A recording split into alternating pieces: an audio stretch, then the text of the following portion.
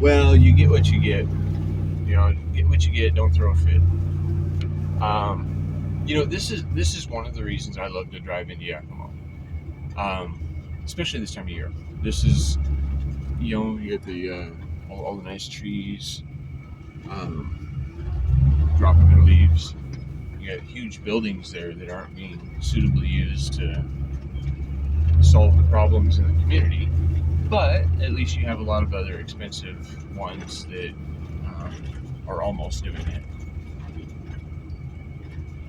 But yeah, cities are a great place to visit. It would drive me nuts to actually live here though, because uh, these streets they look really nice right now, but I mean, come 7 o'clock at night, uh, the sirens all the time.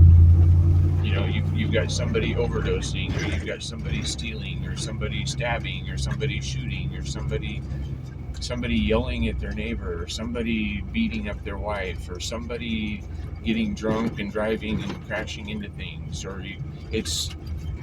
It's a little crazy how this place turns at nighttime. I've been on a ride along with the local police department, and it was exciting. I mean, like I even got, I even participated in one part of it because it looked like it was getting ready to turn deadly. It was, serving warrant on a guy that he didn't want to be in prison. So this guy and the cop and the other cop that I was with, they yeah, got into an incident. That's for a whole nother video. But yeah, this place, cities, cities are a great goodness, are a great place to come in and share ideas with people, or to come in and uh, participate in all the foods and the entertainment or opportunities of education where people are coming together and sharing their knowledge. Um, I like that aspect of cities. I like the variety of things that are offered when you come into an area that many people are creating in. I think that's how we're supposed to be living life, right? But the thing is I don't think we're supposed to live in the city. I mean, maybe if you need to make some money and you need to just have a place to sleep, and you're willing to work the overtime, and you're just really wanting to put in the hours and of making some money, then yeah, living in the city would make sense. But trying to live in the city affordably isn't working for a lot of folks. But the thing is cities only cover about 3% of the arable landmass on the whole planet. And so what I've done is I've moved outside the city, and for much less than I would have spent just in 5 years of renting an apartment, I bought a piece of land, and I started building things on that piece of land that resemble shelters that you find in a city, right? Like a house and a shop, and um, the property already had a well on it, so I already had really fresh water that doesn't have any chlorine or fluoride in it, and I've never gotten sick from it, and it actually has helped me. Uh, it's helped me a lot. I think we're made out of water. We should be using the cleanest, purest water that we could find. You're going to find that from your well, because the tap that's running through a meter is poison. It's really, I mean, it's illegal to mass medicate a population. Yet fluoride, which is they're claiming it to be a medication to help you with your teeth, is being put into the water supply, and there's side effects to that, in which you can look up. You don't have to believe anything I'm saying, and if you want to really know the truth, you don't believe anything anybody says. You need to look up for yourself and find out what makes sense. But fluoride, they say that it's good for the teeth.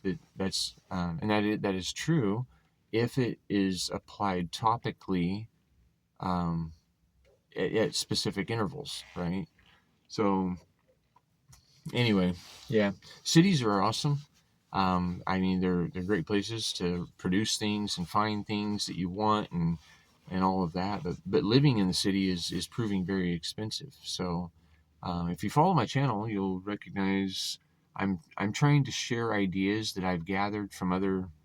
Well, I've tried to give my time to the smartest people on the planet because I realized that watching television programming was was having me support some really stupid ideas. So anyway, I got to get inside and get ready for my day. So thanks for watching. Like and share and subscribe. And if you want to see a Ray Love Ocean where everybody's being taken care of efficiently and affordably with accountability and transparency, honoring their free will, because it seems that we've forgotten the first law. And that's why I've named this channel Free Will, is because free will is the first law. It's the first thing that we're going to honor if we respect each other and we're wanting to work together. Right? I mean, we can all just try to do things on our own, but if we're working alone, there's only so much you're going to accomplish. But when we work with others, that's when truly magnificent things can happen. Right? Besides, walking alone is a lonely path.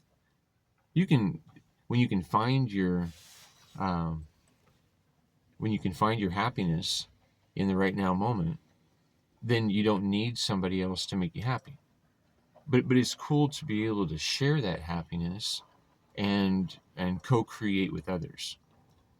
So free will is the first law, right? Because if we're interacting with each other, that would be kind of a law. I'm gonna express my free will, and but I'm going to respect that you're going to express your free will for you.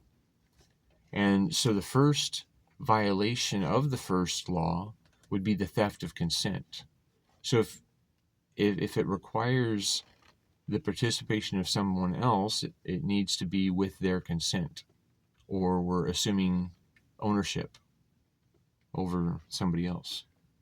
And that's not cool, right? I mean, slavery should have been abolished. Well, it should have never existed, but people have not recognized free will. People have not recognized what love is, what respect is, the golden rule of how they want to be treated. All right, thanks for watching.